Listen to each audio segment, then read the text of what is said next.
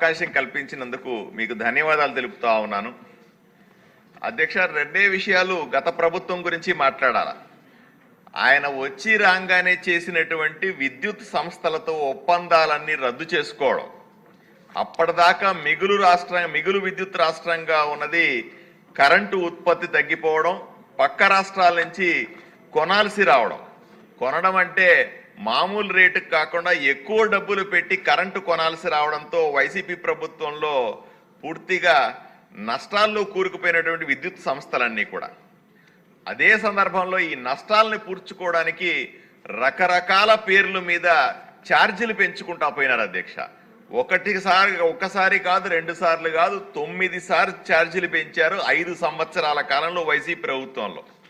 మామూలుగా 500 రూపాయల current bill వచ్చేది 2500 రూపాయలకి పెరిగిందంటే ఎవరన్నా 10,000 రూపాయల బాడుకి ఇంట్లో ఉంటే 2,000 రూపాయలు 3,000 రూపాయల కరెంటు ఛార్జీ పెట్టే దుస్థితి ఈ రాష్ట్రంలో ఉందంటే ఇది దేశంలో ఎక్కడా లేదు అధ్యక్ష. ఈ పరిస్థితి పక్క రాష్ట్రాలతో పోలిస్తే మన తారీఫ్లు ఏదైతే కరెంటు ఛార్జీలు కరెంటు బిల్లులు 30-40% ఎక్కువగా ఉంటున్నాయంటే ఎంత దారుణంగా ఉందో ఒకసారి ఆలోచన చేసుకోవాలి. ఎన్నో ఆశలతో ఆకాంక్షలతో గౌరవ ముఖ్యమంత్రి గారి నాయకత్వంలో ఎన్డీఏ ప్రభుత్వంలో ఈరోజు ప్రభుత్వం ఏర్పడిన తర్వాత మంత్రి గొట్టిపాటి రవికుమార్ గారి నాయకత్వంలో ఈరోజు బ్రహ్మాండమైనటువంటి ప్లానింగ్ జరుగుతూ ఉంది అధ్యక్ష. మొట్టమొదటిసారి మొన్న బడ్జెట్లో మేము ఛార్జీలు పెంచము అనే బడ్జెట్లో రాయడాన్ని నేను స్వాగతిస్తున్నాను అధ్యక్ష, ప్రజల వైపు నుంచి కూడా. ఎందుకంటే ప్రజలు ఇదే కోరుకున్నారు ఎన్డీఏ ప్రభుత్వం నుంచి.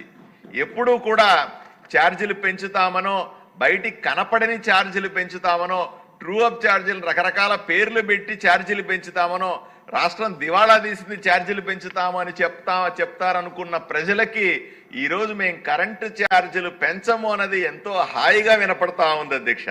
ఇదే సందర్భంలో కేంద్ర ప్రభుత్వం ఇస్తున్నటువంటి పథకాలు, ఈ పథకాల గురించి సూర్యఘర్ పథకం అధ్యక్ష, ప్రతి ఇంటిని కూడా ఒక విద్యుత్ కేంద్రంగా చేయాలన్నటువంటి ఆలోచన పైన ఈ సోలార్ ప్యానెళ్లు పెట్టి దాని ద్వారా కరెంటు తీసుకొని ఆ కరెంటులో ఇంట్లో ఉన్నటువంటి అన్ని ఎలక్ట్రిక్ సామాన్లన్నీ పనిచేస్తాయి, ఏసీతో పాటుగా అన్ని పనిచేస్తాయి. మిగిలినటువంటి కరెంటుని ప్రభుత్వానికి అమ్ముకునే అవకాశాన్ని కల్పించేటువంటి సూర్యఘర్ అయితేనేమి, కుసుమ్ పథకం వ్యవసాయ పంపు సెట్లని కూడా మనము ఈ సోలార్ ప్యానెల్ని పెట్టి బయట నుంచి కరెంటు ఛార్జీలు లేకుండా చేసుకునేటువంటి కుసుమ్ పథకాలు, ఈ 2 పథకాల మీద నేను మీ ద్వారా మంత్రి గారికి నేను సలహా ఇస్తాను అధ్యక్ష. తప్పనిసరిగా అవగాహన పెంచండి. ఎందుకంటే పథకం వచ్చి 3 నెలలు అయినప్పటికీ కూడా ఇప్పటికి కూడా సూర్యఘర్ పథకానికి ఎంత సబ్సిడీ ఇస్తున్నామో కూడా తెలియట్లేదు ప్రజలకి. ఈ సబ్సిడీ కేంద్ర ప్రభుత్వం నేరుగా వినియోగదారుడి ఖాతాలో వేస్తుంది. పెద్ద ఎత్తున ఈ సబ్సిడీలు ప్రజలకు వచ్చే అవకాశం ఉంది. 100 రూపాయలు పెట్టి ఈ సూర్యఘర్ పథకం కింద తీసుకుంటే 30 రూపాయల సబ్సిడీ కింద నేరుగా అకౌంట్లో పడే అవకాశం కూడా ఉంది.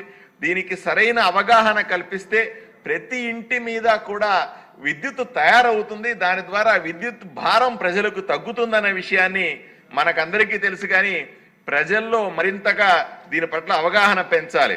కుప్పంలో ప్రభుత్వ కార్యాలయాలన్నింటినీ కూడా విద్యుత్ కేంద్రాలుగా మార్చాలనేటువంటి పైలట్ ప్రాజెక్ట్ చేస్తా ఉన్నారు. అది సక్సెస్ అయితే రాష్ట్రంలో అన్ని ప్రభుత్వ కార్యాలయాలని ఇలా చేస్తామనే ప్రతిపాదన కూడా చాలా గొప్ప ప్రతిపాదన అధ్యక్ష. ఇదే సందర్భంలో మా ఆదోని గురించి ఒక నిమిషం చెప్పాలి అధ్యక్ష. ఆదోనిలో నిరంతరం 5 సంవత్సరాల కరెంటు పోయేది అధ్యక్ష. ఏమడిగితే ట్రాన్స్ఫార్మర్ ఏదైతే సప్లై మాకు కర్నూలు నుంచి రావాల్సినటువంటి ట్రాన్స్ఫార్మర్ సమస్యలు వచ్చి 220 kV ట్రాన్స్ఫార్మర్ లేకపోవడం వల్ల ఎప్పుడు పడితే అప్పుడు కరెంటు పోయేది. మన ప్రభుత్వం వచ్చిన తర్వాత 220 kV ట్రాన్స్ఫార్మర్ని బనవాసిలో ఏర్పాటు చేస్తూ ఉండడము నేను నిజంగా స్వాగతిస్తా ఉన్నాను. కానీ దాని పనులు తొందరగా పూర్తయ్యేలాగా చూడాల్సిందిగా మంత్రి గారిని విన్నవించుకుంటున్నాను. అదే సందర్భంలో ఎమ్మెల్యేగా మనకు ఎవరైనా కరెంటు లైన్లు అడిగితే మాకు ఎస్టిమేట్స్ ఇవ్వాలంటారు అధ్యక్ష. ఇది చాలా దారుణం. మెటీరియల్ కావాలంటారు, కొనుక్కోవాలంటారు. ఇది ప్రజలు చాలా ఇబ్బంది పడరు. నా నియోజకవర్గంతో పాటుగా అన్ని నియోజకవర్గాల్లో ఈ సమస్య ఉంది అధ్యక్ష. దీన్ని వెంటనే తీర్చాలి.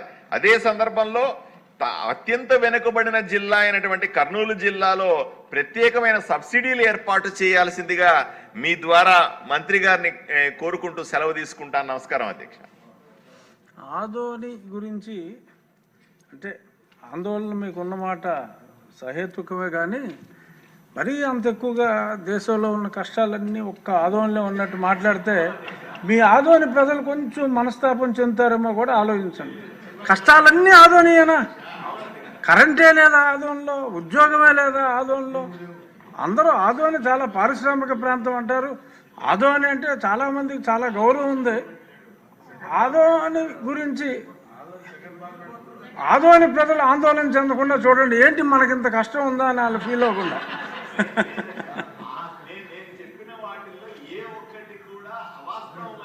ఎమ్మెల్యేలు గారు మంత్రి గారు చెప్పమన్నాడు అధ్యక్ష. నిజాన అత్యంత భయానకమైన పరిస్థితులు ఆదోనిలో ఉన్నాయి అధ్యక్ష.